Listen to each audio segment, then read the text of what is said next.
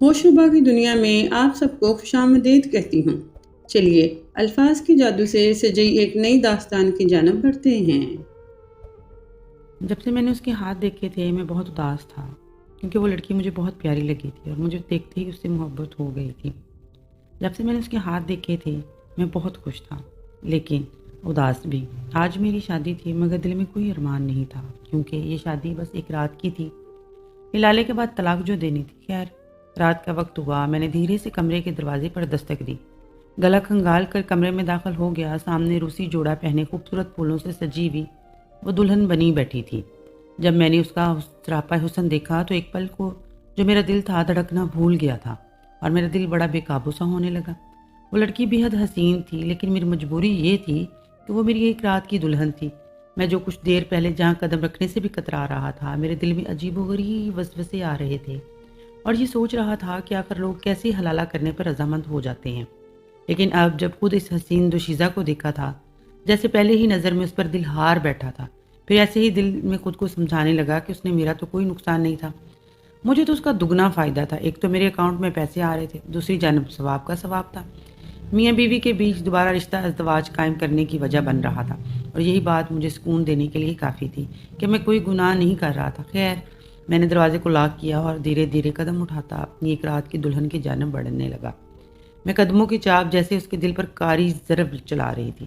اس نے فوراً خود کو سمیٹ لیا، گھٹنوں کے بل بیٹھ گئی، گھٹنوں کے گرد بازو حائل کر لیے۔ اس کی ہلکی سسکیوں کی آوازیں مجھے ٹھٹکنے پر مجبور کر دی۔ مجھے اس کی سسکیاں سنائی دے رہی تھی اور وہ رو رہی تھی۔ وہ بھی سب پر راضی تھی، پر پھر یہ رونا کیسا؟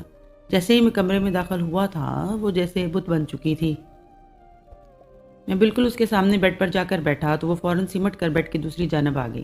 اس کا یہ انداز اب مجھے غصہ دلانے کے لیے کافی تھا۔ بھئی اگر اتنا ہی دور بھاگنا تھا تو کیا ضرورت تھی حلالہ کرنے کی؟ خیر، مجھے اور تو اپنا کام پورا کرنا تھا جس کے لیے مجھے پیسے دیے گئے تھے۔ میں اگلے ہی پل اس کے قریب ہو گیا اور حسین دوشیزہ کے گھونگھٹ اٹھانا چاہا تو اس نے فوراً میرا ہاتھ روک دیا، کہنے لگی، آپ کو خدا کا واسطہ ہے میرے ساتھ کچھ بھی مت کرنا، میں اپنے شوہر سے بہت محبت کرتی ہوں، بہت ہی نیک اور پردے دار لڑکی ہوں، مجھے میرے شوہر کے علاوہ آج تک کسی نے نہیں چھوا، میں کسی اور کو وہ درجہ دے سکتی ہوں، آپ مجھ سے دور ہے۔ وہ ہاتھ جوڑ کر رونے لگی، جبکہ اگلے ہی پل مجھے غصہ آ چکا تھا، کیسی بہکی باتیں کر رہی ہو؟ اور میں کہنے لگی، اے لڑکی، کیا ڈرامے بازی ہے؟ یہ تمہاری عقل پر پردہ پڑ گیا؟ میں تمہارا شوہر ہوں، تمہارے پہلے شوہر نے تمہیں طلاق دے دی ہے، اور تم میری ملکی ہو تو تم پر میرا حق ہے، اور یہ نکاح میں نے تم سے زبردستی نہیں کیا، تم نے خود رضامندی دی تھی۔ تم ہوتی کون ہو مجھے اپنے قریب آنے سے روکو؟ اس وقت میرے جذبات پورے آب و تاب سے جاگے ہوئے تھے۔ میں نے اسے کہا کہ میں تم پر پورا اختیار رکھتا ہوں اور حلالہ کیسے ہوتا ہے یہ تم بھی اچھی طریقے سے جانتی ہو۔ میری بات سن کر وہ بالکل خاموش ہو چکی تھی، رونے لگی، مگر اگلے ہی پل میں نے اس کے بندھے ہوئے ہاتھوں کو پکڑ لیا اور اس کے نرم مومی ہاتھ جیسے مجھے الگ ہی دنیا میں لے جا چکے تھے۔ میں نے اس کا ہاتھ تھام کر اپنے پاس منہ دکھائی کے لیے انگوٹھی پہنانا چاہی، جو کہ اس کے سابقہ شوہر سے میں نے لی تھی، کیونکہ عربیوں میں خاص رسم تھی کہ بیوی کو سب سے پہلے منہ دکھائی کے لیے انگوٹھی لازمی پہناتے ہیں۔ وہ خاموشی سے ہر عمل دیکھتی رہی۔ اگلے ہی پل میں نے اس کا گھونگھٹ اٹھایا تو وہ دلہن بنی خوبصورت سی مومی گڑیا لگ رہی تھی۔ البتہ رونے کی وجہ سے اس کا کاجل کافی خراب ہو چکا تھا، لیکن اس کے حسین روپ پر پھیلا ہوا کاجل جو اس کے حسن کو دگنا کر رہا تھا۔ ہم پٹھان بھی خوبصورت ہوتے ہیں اور بلا کی حسین بھی ہوا کرتے ہیں، مگر یہ عربی لڑکی تو قیامت ڈھا رہی تھی۔ میں تھا بھی ایک خوبرو مرد اور حسن پرست بھی تھا۔ اس سے پہلے کہ میں اس کے حسن کی تعریف کرتا، میرا موبائل بجا اور اس وقت اس کی رنگ ٹیون بجنے پر مجھے شدید غصہ آ چکا تھا۔ میں نے موبائل نکالا تو کسی غیر شناسہ نمبر سے کال آ رہی تھی۔ جیسے ہی فون کان سے لگایا کہ بھاری آواز آئی کہ ماریا کو فون دو، جلدی مجھے اس سے بات ضروری کرنی ہے۔ یہ ماریا کا سابقہ شوہر تھا جس کی وجہ سے وہ حلالے کے لیے میرے پاس آئی تھی۔ میں نے کڑی نظروں سے ماریا کو دیکھا تو وہ سہم چکی تھی۔ میں نے اس کی جانب موبائل بڑھایا اور فون سپیکر پر ڈال دیا۔ جیسے ہی ماریا نے فون کو سپیکر پر دیکھا تو مجھے تعجب سے دیکھنے لگی، لیکن اس وقت وہ میری بیوی تھی، چاہے ایک رات کی ہی تھی، لیکن تھی تو میری غیرت۔ میں چاہتا تو اس کے شوہر کی بات نہ سنتا اور اس کو فون نہ دیتا، لیکن خیر میں نے اس کو فون دیا اور وہ کپکپاتی ہوئی آواز میں ماریا نے جواب دیا تو وہ شخص اس سے کہنے لگا، دیکھو ماریا، میں جانتا ہوں کہ مجھ سے بہت بڑی غلطی ہو گئی ہے اور تم اس بات پر بالکل راضی نہ تھی کہ حلالہ کیا جائے، لیکن تم بھی یہ بات جانتی ہو کہ میں تم سے کتنی محبت کرتا ہوں۔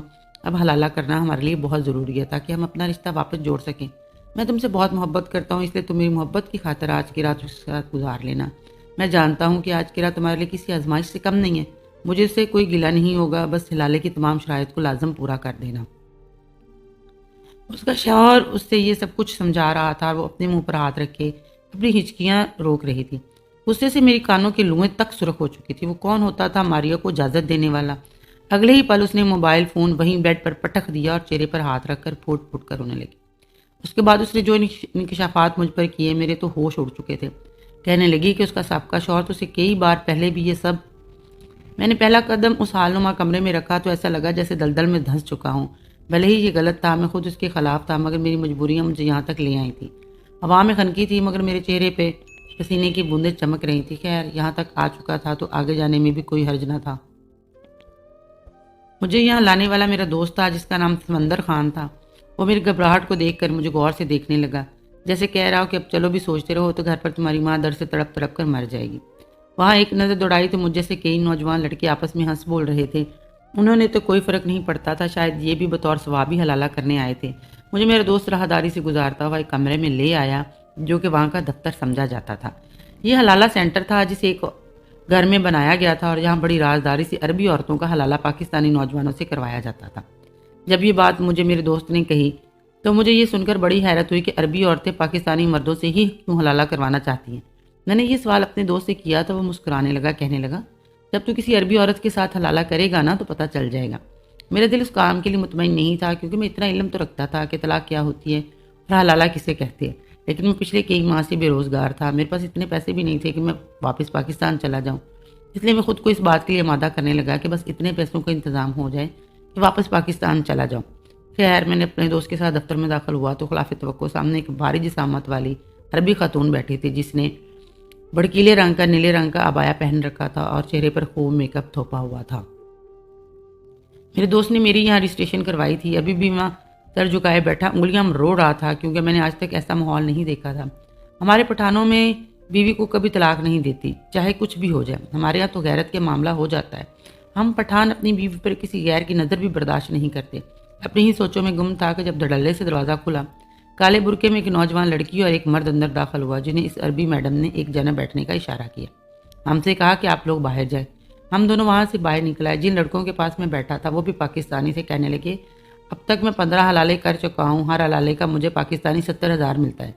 مجھے یہاں کام کرتے ہوئے صرف 2 ہی مہینے ہوئے۔ یہ سن کر تو میں حیرت میں مبتلا ہو گیا کہ اب یہ 15 حلالے۔ سوچنے لگا جو کچھ میں نے حلالے کے بارے میں سنا ہے اس میں تو ایسا کچھ نہیں ہوتا جیسے کہ اس حلالہ سینٹر میں ہو رہا تھا۔ تبھی ایک لڑکا مجھے بلانے کے لیے آیا۔ میں جیسے ہی دوبارہ دفتر میں داخل ہوا تو عربی میڈم نے ہاتھ میں پکڑی پینسل کے اشارے سے کہا، یہ لڑکا حلالے کے لیے ٹھیک ہے۔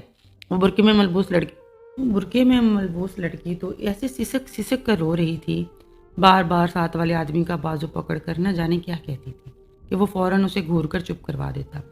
میرے ہاتھ پاؤں تو جیسے کانپ رہے تھے۔ میرے لیے بڑا مشکل تھا، لیکن جب یہاں تک آ چکا تھا تو پیسوں کی خاطر حلالہ بھی کرنا ضروری تھا۔ اس کا شوہر خود اسے اپنے پاس بٹھائے سمجھا رہا تھا کہ اس کی حالت تو کافی غیر لگ رہی تھی، جیسے اندر ہی اندر بہت سی باتیں اسے لہکان کر چکی ہوں۔ میں نے ایک نظر اس لڑکی کو دیکھا تھا جب وہ وہاں پر ایک مولوی صاحب کو بلایا گیا، ان کو میرے بارے میں بتایا گیا اور اس لڑکی کے ساتھ میرا نکاح پڑھوا دیا گیا۔ اس کا سابقہ شوہر وہاں ہال میں بیٹھا بڑی خوشی سے ہمیں دیکھ رہا تھا۔ اس کے چہرے پر عجیب سی چمک تھی، جبکہ مجھے تو اپنی فیصلے پر پچھتاوا ہو رہا تھا کہ آخر میں یہاں کیوں چلا آیا حلالے کے لیے۔ میں ابھی تک اس لڑکی کے چہرے کو نہیں دیکھا تھا۔ جب نکاح نامے پر سائن ہو چکے تھے وہ لڑکی پھوٹ پھوٹ کر رونے لگی۔ اس کی روتی ہوئی آواز پر میں نے جیسے ہی اس کے چہرے کی جانب دھیان دیا تو ایک پل کو پلکوں کو جھپکانا بھول چکا تھا۔ اس قدر خوبصورت لڑکی تو میں نے پورے پٹھان قبیلے میں کہیں نہیں دیکھی تھی۔ میں تو جیسے ہر چیز سے بیگانہ اس کے چہرے کو پھٹی پھٹی نظروں سے دیکھنے لگا۔ وہ تو روتے ہوئے گویا کوئی گڑیا لگ رہی تھی۔ ایک نظر سامنے بیٹھے اس کے سابقہ شوہر پر ڈالی۔ کیسا شوہر تھا جو اتنی خوبصورت بیوی کو طلاق دے چکا تھا۔ مجھے تو اب اس پر غصہ آنے لگا تھا، لیکن اب کیا ہو سکتا تھا؟ نکاح ہو چکا تھا۔ وہ تو شکایتی نظروں سے اپنے شوہر کی جانب دیکھ رہی تھی جس کے چہرے پر ایک کمینی مسکراہٹ تھی۔ کہنے لگا، فکر مت کرو، بس 1-2 دن کی بات ہے، اس کے بعد ویسے بھی تم نے میرے پاس ہی آ جانا ہے۔ اسے کہتے ہوئے شخص نے میرے چہرے کی جانب دیکھا تھا۔ میری غیرت پر تو جیسے تماچا سا لگ گیا تھا۔ مجھے تو اپنے وجود سے ہی گھین آنے لگی تھی۔ یہاں اپنی روایات کا مذاق بنا کر رکھ دیا تھا۔ بھلا ایسے تھوڑی ہوتا ہے؟ حلالہ جیسے جہاں پر ہمارے معاشرے میں رواج بن چکا تھا، جو کہ سوائے زنا کے اور کچھ بھی نہیں تھا، مگر مجھ جیسے ہی مجبور لڑکے بعض دفعہ مجبوری کی وجہ سے یہ کام کر جاتے ہیں۔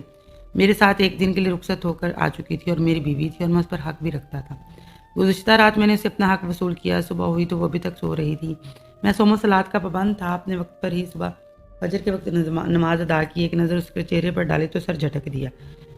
میں ہمیشہ کی طرح آج بھی اپنا ناشتہ خود بنایا۔ جب ناشتہ کرنے بیٹھا تب وہ اٹھی، مجھے بیٹھا دیکھ کر فوراً دوپٹہ ٹھیک کیا۔ وہ میرے لیے ابھی تک انجان تھی، مگر میں وقت کا بڑا ہی پابند تھا۔ کہنے لگا، انہی حرکتوں کی وجہ سے تمہارا سابقہ شوہر نے تمہیں طلاق دی ہوگی۔ عورت ذات اتنی لیٹ اٹھے تو مرد کو غصہ تو آئے گا ہی نا۔ یہ سن کر اس کا رنگ زرد پڑنے لگا۔ ایک مرتبہ پھر اس کے آنسو متواتر بہنے لگے۔ میرا تانا شاید اسے برداشت نہیں ہوا تھا۔ وہ اٹھ کر واش روم میں چلی گئی تو میں نے سوچا کہ بس وقتی لگاؤ ہوگا، اسے اپنا کام پورا کر کے طلاق دے دوں گا۔ اس کے لیے بغیر کوئی خوش فہمی پالی اس کے ساتھ سخت رویہ رکھ رہا تھا، مگر جب وہ نہا کر آئی تو اس کا نکھرا روپ دیکھ کر میرا دل پھر سے بے ایمان ہو گیا تھا۔ مجھے لگ رہا تھا کہ میرا دل اس کی جانب کھینچا چلا جا رہا ہے۔ اسے دیکھ کر مجھ سے رہا نہ گیا تو میں صوفے سے اٹھ کر اس کے پاس آ گیا اور بے ساختہ اس کے گال سلانے لگا تھا۔ وہ فوراً 2 قدم پیچھے ہٹی، کہنے لگی، حلالہ تو آپ کر چکے ہیں، اس لیے مجھ سے دور ہے۔ میں نے اسے غور سے دیکھا۔ ایک ہی رات میں وہ مجھے کتنی اپنی لگنے لگی تھی کہ میرا جی چاہا کہ میں اپنی بات سے پھر جاؤں۔ میرا دل اس بات کو مطمئن ہونے لگا تھا، سوچنے لگا تھا کہ کیسے یہاں پر آنے والے نوجوان مسلمان ہوتے ہوئے ایک رات کے حلالے کے لیے مان جاتے ہیں، جبکہ ایسا کوئی بھی طریقہ شریعت میں موجود نہیں تھا۔ ابھی میں یہی سوچ رہا تھا کہ دروازے پر دستک ہوئی۔ اس لڑکی نے فوراً دروازہ کھولا تو سامنے اس حلالہ سینٹر کی چارج کھڑی تھی۔ کہنے لگی، چلو اچھا ہے کہ تم دونوں اٹھ گئے، میرے آفس میں آؤ تاکہ باقی کی کارروائی بھی ہو سکے۔ جو کچھ اس عورت نے مجھے رات کو اپنے شوہر کے بارے میں بتایا تھا، میں سوچ رہا تھا کہ مجھے کیا کرنا ہے۔ جیسے ہی آفس میں پہنچا، اس عورت کا شوہر کرسی پر بیٹھا تھا۔ مجھے دیکھ کر مسکرایا، لیکن وہ لڑکی اپنے شوہر کو دیکھ کر بے ساختہ رونے لگی۔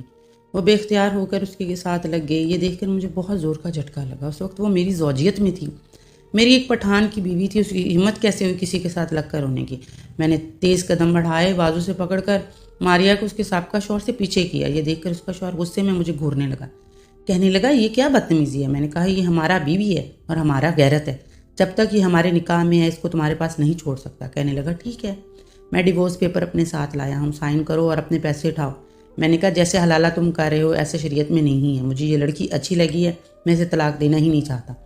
میری بات سن کر حلالہ نے کہا کہ میں پٹھان ہوں، میرے پٹھانوں میں ایسا نہیں ہوتا، ہم عورت کی سودے بازی نہیں کرتے، یا تو ہم مر جاتے ہیں یا مار دیتے ہیں، لیکن اپنی غیرت کا سودا نہیں کرتے۔ میری بات سن کر وہ عربی نوجوان پریشان ہو گیا۔ وہ انچارج مجھے دوسرے کمرے میں لے گئی، کہنے لگی، تم اپنے پیسے بڑھا لو، میں سربی سے زیادہ پیسے لے دوں گی، لیکن دیکھو یہ میرا کاروبار ہے، تم بعد سے پھر رہے ہو، تمہیں ہر حال میں ماریا کو طلاق دینی ہوگی۔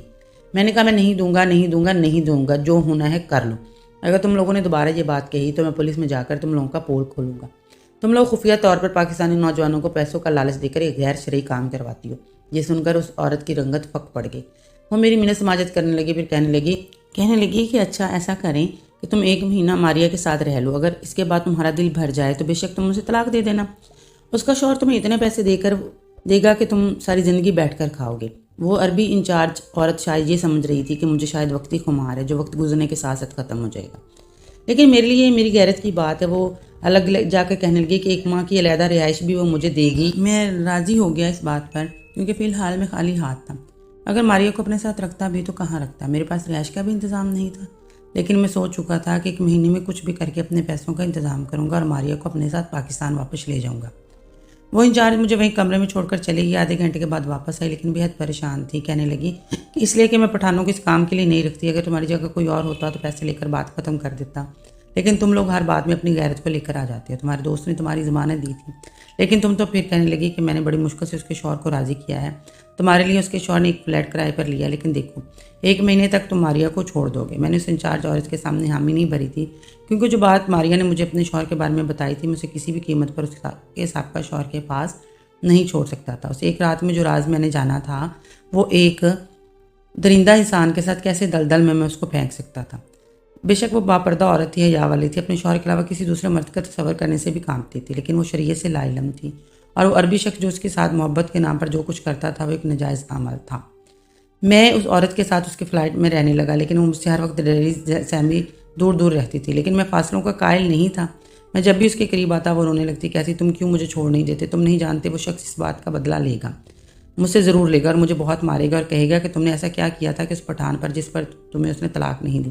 تو میرے بازو پر جلے ہوئے نشانات دیکھ چکے، وہ عربی مجھ سے جدا ہو کر محبت کرتا تھا، وہ عربی مجھ سے بے تحاشا محبت کرتا تھا، لیکن وہ بے حد شکی تھا، ذرا سی بات پر مجھ پر شک کر کے الزام لگاتا تھا، پھر طلاق دے دیتا تھا۔ طلاق دینے کے بعد بنا ہلالے کے مجھ سے رشتہ جوڑ لیتا تھا، کہتا تھا کہ اس سے کچھ نہیں ہوتا۔ اس بار اس نے مجھ سے بہت سے لوگوں کے سامنے طلاق دی، اس لیے دنیا کو دکھانے کے لیے حلالہ کروانے کے لیے راضی ہو گیا۔